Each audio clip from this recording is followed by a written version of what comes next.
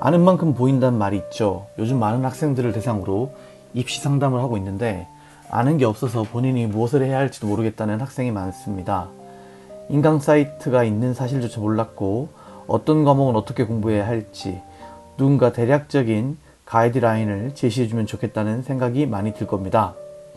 저도 학창시절에 공부를 처음 시작할 때 성적이 막힐 때 누군가 이건 이렇게 해라 혹은 나는 이렇게 했다와 같은 조언이 필요했는데요. 그래서 제가 막막하실 여러분들을 위해서 저는 지금까지 어떻게 공부해 왔는지, 어떤 인강을 언제 들었고, 어떤 책은 어떻게 풀었으며, 얼마나 공부했는지 다 알려드리고자 합니다. 저는 어디까지나 제가 이렇게 했다는 가이드라인을 제시해 드릴 뿐이지, 이것이 절대적인 정답이 아님은 인정합니다. 부디 이를 적절히 활용하여 본인만의 효율적인 공부를 하시기 바랍니다. 1. 첫 시작 단계. 수능 국어를 처음 접할 때 교재는 마더텅, 검정색, 고3, 독서, 문학으로 시작했습니다. 국어시험은 어떻게 출제되는지 형태 그 자체를 익히기 위해서 이 책을 구입해서 봤습니다. 제가 처음 한 5, 6등급으로 국어를 시작했다 보니까 어떠한 방법론이나 인강으로 시작하진 않았습니다. 이렇게 했던 이유는 만약 처음부터 인강을 듣는다면 배운 내용으로만 시선이 제한될 것 같았기 때문입니다. 처음 단계에서는 그냥 혼자 기출문제도 풀어보고 많이 틀려봄으로써 어떠한 능력이 필요한지 먼저 예측해보고 이러한 과정을 거치고 나면 본인이 어떠한 인강을 들을지 혹은 어떠한 방법을 선택할지에 대한 주체적인 판단력이 필요하다고 생각합니다. 2. 방법론 1. 요령, 스킬에 빠지다. 물론 혼자서 공부하다 보면 성적이 잘 안 오르기는 합니다.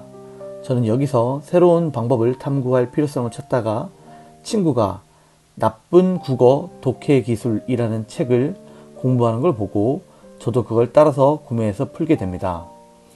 어떻게 지문을 읽어야 할지를 배우기 위해서, 즉 독해 기술을 배우고자 이 책을 구매해서 풀게 되었는데요. 처음에는 나름 만족하면서 공부했습니다. 어떤 부분은 어떻게 읽어야 할지 고정된 기준을 제시해 주었기에 아무런 전략 없는 저에게는 도움이 꽤 됐어요. 나쁜 국어 독해 기술이라는 책 이후에는 국정보라는 책을 풀었습니다. 이 책은 문제를 풀기 위한 스킬을 배우기 위해서 공부했습니다. 이 두 책을 공부하고 나니 2에서 3등급까지는 성적이 올랐습니다. 다만 이 책이 강조하는 스킬은 독해력보다는 서칭 기술이기에 아무리 여기서 훈련량을 늘려 나가도 2등급 이상으로는 절대 안 올라가더라고요.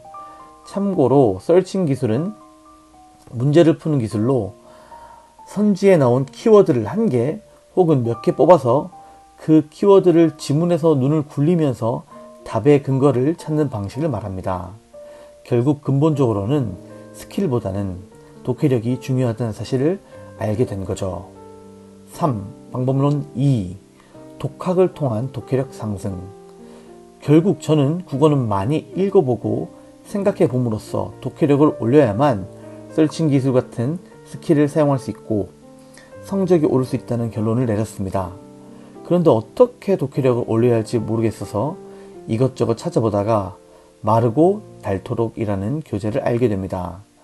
이 책은 당연히 독학을 통해서 독해력을 끌어올리기 위한 목적으로 구매했습니다. 마르고 닳도록이라는 책은 기출문제가 실려있다는 점에서 앞서 구매한 마더텅 검정색 책과 크게 다르지 않습니다. 다만 이 책은 기출을 4회독, 5회독 하는 등 반복하여 보는 방법만이 독해력을 상승시키기 위한 조건이라고 봅니다. 결과적으로 이 책을 통해서 얻은 점도 있고 잃은 점도 있습니다.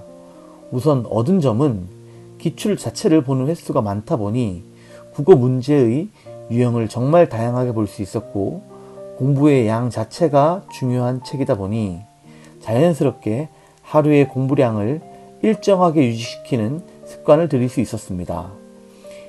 다만 잃은 점은 결국 성적은 오르지 않았습니다. 혼자서 공부하는 방법만이 정답은 아니었던 거죠. 사람마다 다르지만 국어 공부는 남한테 배우는 게 아니라는 말이 맞는 말은 아닙니다. 남한테 배우는 것이 더 효율적인 사람도 있는 것이죠. 4. 방법론 3. 인강을 통한 독해력 상승.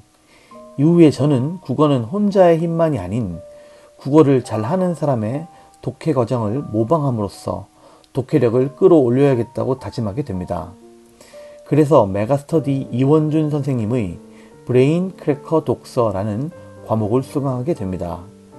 지금 제가 하는 고차원적인 사고의 80%는 이 강의에서 나왔다 해도 될 정도로 큰 도움이 된 강의였습니다. 이 강의를 통해서는 글을 잘 읽는 사람은 어떻게 글을 읽는지 한 문장 한 문장 그 태도를 배우려고 했습니다.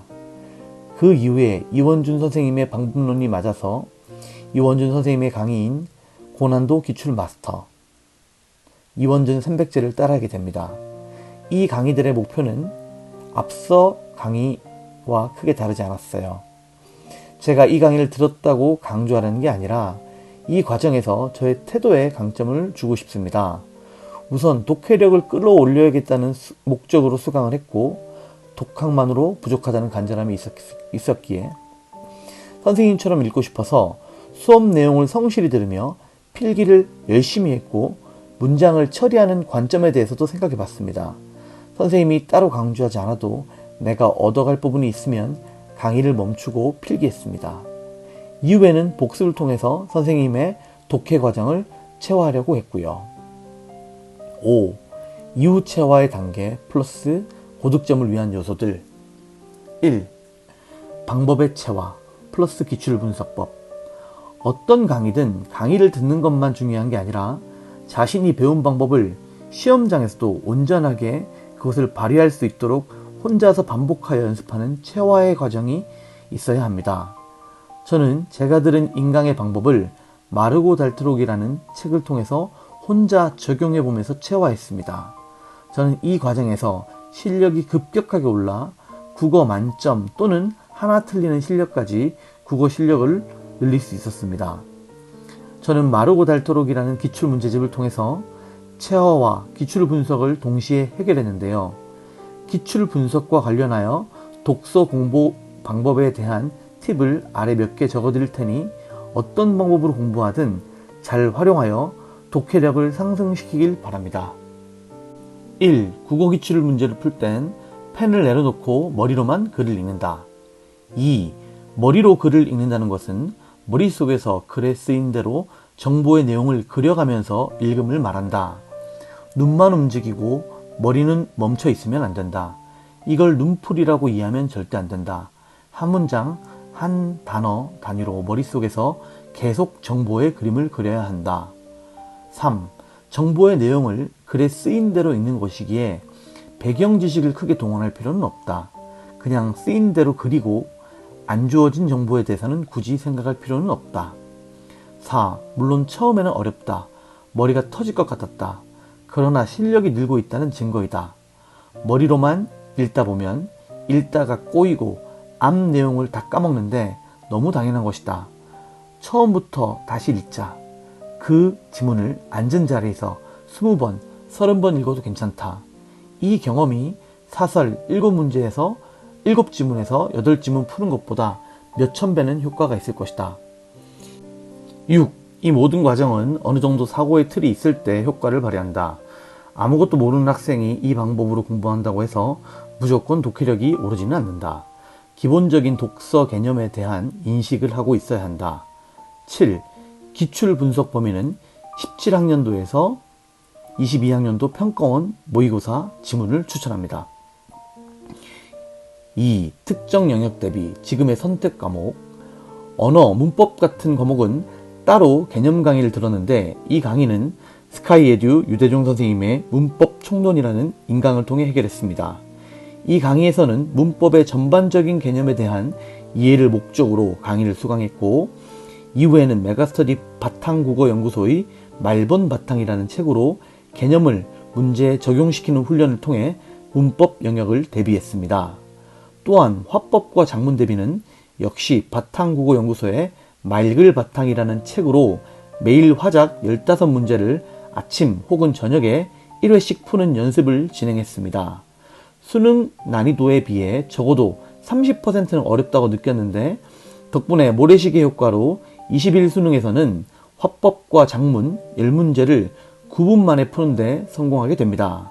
다만 이 책이 모래시계 효과 그 이상의 의미를 갖지는 않습니다. 화작이 약해서 이 책을 구매했다기보다는 수능날 화법과 작문의 안정적 풀이를 위해 이 책을 구입한 것이기 때문입니다. 만약 화작에서 실수가 잦다면 다른 방법을 고민해 봤을 거예요. 3. EBS 연계 대비. EBS 연계 교재에 대한 태도도 중요합니다. 6월 어쩌면 그 이전부터 EBS 연계 교재를 달달 외울 필요는 없습니다.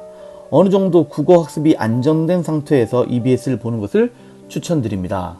EBS 연계를 대비하는 것과 안 하는 것은 시험장에서의 점수 차이로 직결될 가능성이 정말 높습니다. 연계 공부를 한다면 아는 작품이 나와서 멘탈적으로 안정되기도 하고 문제풀이 시간도 줄어들어 전반적인 점수에 영향을 주기 때문입니다. EBS 연계 대비는 대성마임에게 김상훈 선생님의 EBS를 부탁해 라는 연계교재 독학서로 혼자서 공부했습니다. EBS 연계 대비는 문학만 따로 했는데 EBS를 부탁해, 수특, EBS를 부탁해, 수완을 사서 공부했습니다. 여기서 파트별로 공부법을 다르게 했는데요. 현대시는 의미까지 파악하기 위해서 EBS나 메가스터디, 대성마임에게 인강 등을 통해 시에 대한 전반적인 설명을 들었습니다. 국어 공부 중 유일하게 그나마 내신틱하게 공부한 파트입니다. 고전시는 전문을 해석만 할 수 있을 정도로 봤습니다. 현대소설은 EBS를 부탁해를 통해 그 소설이 의미하는 바 정도만 파악하고 지문은 EBS에 수록된 부분만 따로 읽었습니다. 고전소설은 EBS를 부탁해를 통해 소설 속 큰 사건과 인물관계 정도만 정리한 식으로 봤습니다. 정리하자면 시는 반복해서 외울 정도로 봤고 소설은 보는 게 큰 의미가 없지만 혹시나 하는 마음으로 가볍게 대비한 것이죠. 4. 사설문제집 사설모의고사. 기출문제만 풀다 보니 나의 독해를 낯선 지문에서도 적용시킬 수 있는지 확인하고 싶어졌습니다. 이럴 때 사설문제가 의미가 있었습니다.